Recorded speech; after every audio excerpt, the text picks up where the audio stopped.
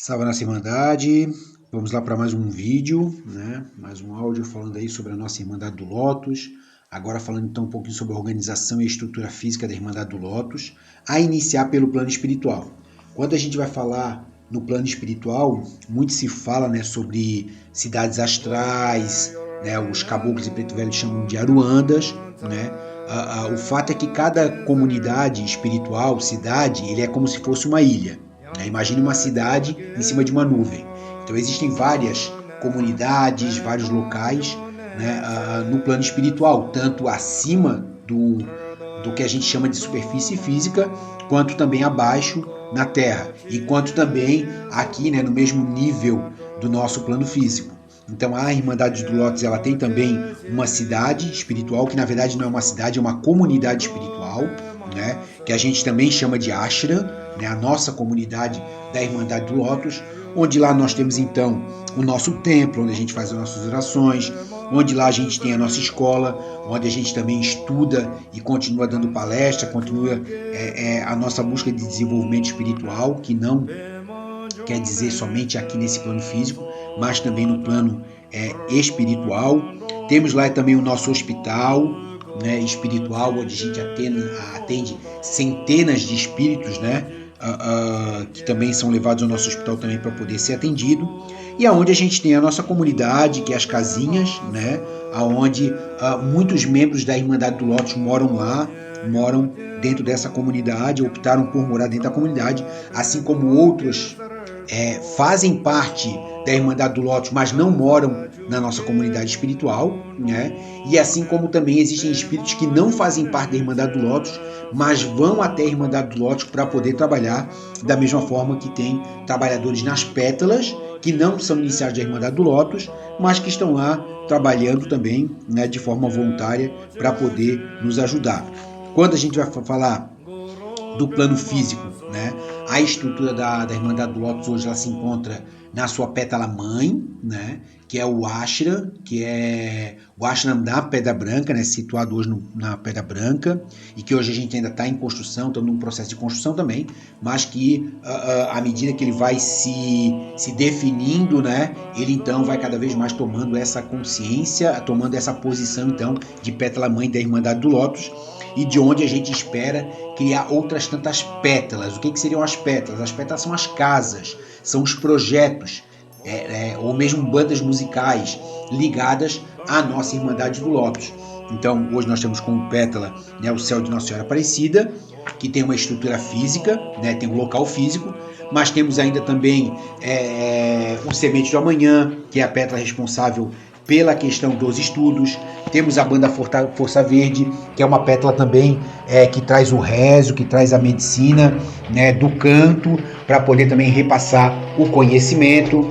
Então, não necessariamente uma pétala ela precisa ter um local físico para poder existir quanto Irmandade do Lótus. A pétala pode ser formada por um grupo de pessoas que se reúne para rezar e para estudar os livros da Irmandade do Lótus.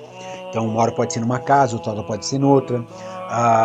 Como a gente falou, né, temos a Força Verde e você pode botar uma banda musical, né, oficializada pela Irmandade do Lótus e tocar em vários locais por aí, levando o canto, levando o rezo, né, de acordo com os ensinamentos da nossa Irmandade. Então, existem possibilidades de como podemos fazer para montar uma pétala em nome da nossa Irmandade do Lótus. Então as pétalas elas podem ser criadas por um membro da Irmandade do Lótus, desde que ele já seja da túnica amarela para cima, né? E aí ele tendo, né, essa capacidade de poder criar uma pétala em nosso nome, ele está então autorizado a criar uma pétala em nosso nome, mas claro, passando pelo crivo do conselho, que vai fazer toda uma análise.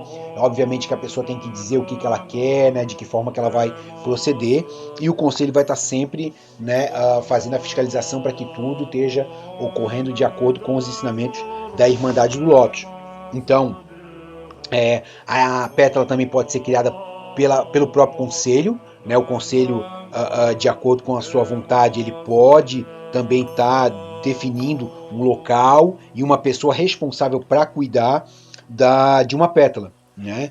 Então, uma pessoa que não seja iniciada da Irmandade do Lótus, ela não pode abrir uma pétala, a menos que ela ceda um espaço, ceda todo o local, mas que tenha, que a Irmandade do Lótus possa indicar, então, alguém que vai cuidar, que vai gerenciar a pétala em nome da Irmandade. Até porque a pessoa ela precisa ter um estudo dentro da Irmandade para poder, então, estar apta, né, a falar em nome da Irmandade do Lótus. Por isso que a gente tem essa exigência, essa regra, né? Que a pessoa tenha no mínimo uma túnica amarela para poder então falar, ser criada, né? Obviamente que essa regra, que essa casa, que essa pétala, né? Esse céu, ele vai ter que seguir os ensinamentos da Irmandade do Lótus, né? Isso é bastante óbvio, né? Afinal de contas, para que ser parte de uma irmandade que você não segue as regras, que você não segue os ensinamentos, como a gente já falou tantas vezes, mas ela também tem autonomias, né? Por exemplo, os problemas que acontecem dentro da pétala, quem resolve é o próprio coordenador da pétala. A pétala, ela, pela Irmandade do Lótus ser universalista, então a gente tem uma base muito grande, muito ampla, né, de como se pode proceder.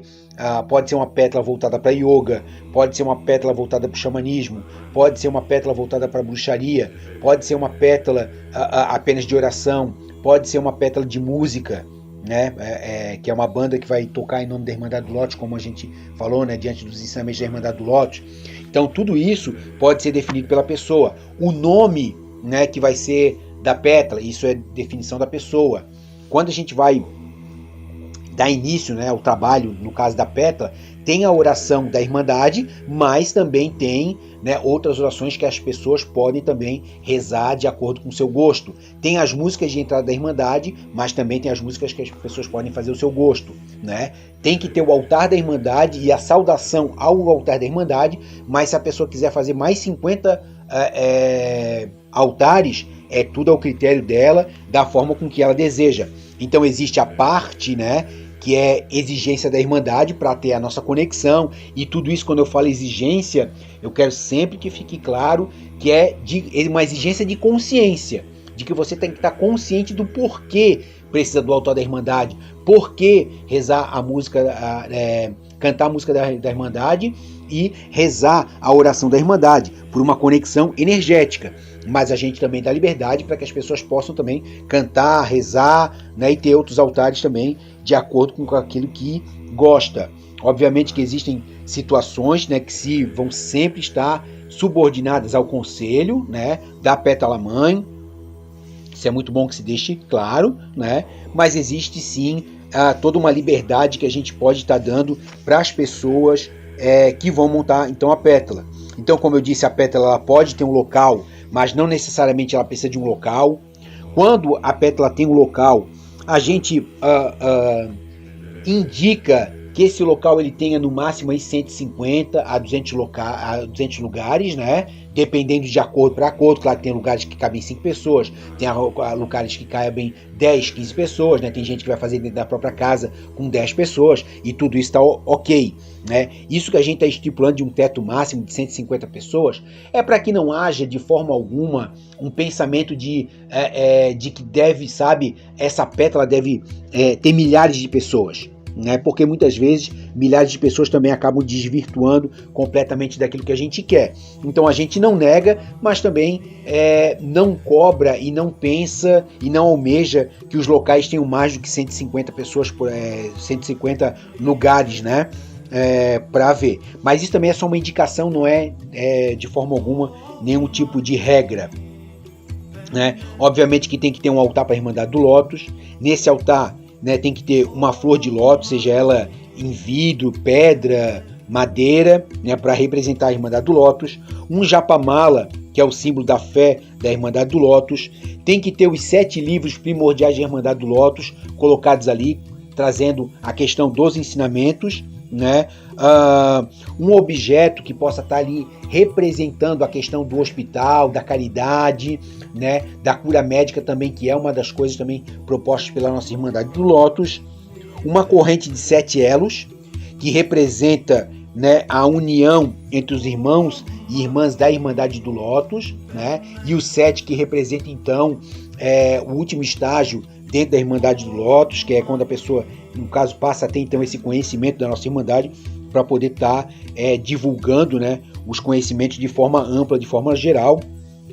E quando possível também que se coloque sempre uma flor, né, na cor lilás, o lilás que representa espiritualidade. Então a gente, para acender uma velinha, a gente sempre pede que seja uma vela da cor lilás, mas isso também não é uma regra, a questão da cor, né? Entenda-se também que pode ser uma vela da cor que a pessoa também intui também, né? Mas o lilás ele realmente é uma cor que representa bastante a questão da espiritualidade, né? Em diversas culturas, e assim também representa para a nossa Irmandade do Lótus, né? A gente prega que haja o máximo de cooperação possível entre as comunidades, entre as pétalas, sempre que puder haver, né, toda uma união, inclusive no sentido financeiro, né, quando uma pétala precisa ser criada ou quando uma pétala está em dificuldade financeira, que ela possa pedir ajuda às outras pétalas, né, ao conselho, e o conselho faz essa solicitação a outras pétalas para que a gente possa estar sempre se ajudando, né, uns aos outros, como sempre deve ser, né? Outras coisas também que vocês podem estar observando, né? Vai ser através dos nossos livros, né? Através do livro Quem Somos, que em breve vai estar sendo também realocado aí também para ser adquirido por cada um e cada uma de vocês, né? Mas ao que tange essa parte, né, das pétalas de modo geral, é isso que temos aí para colocar. Gratidão, namastê, e que assim seja.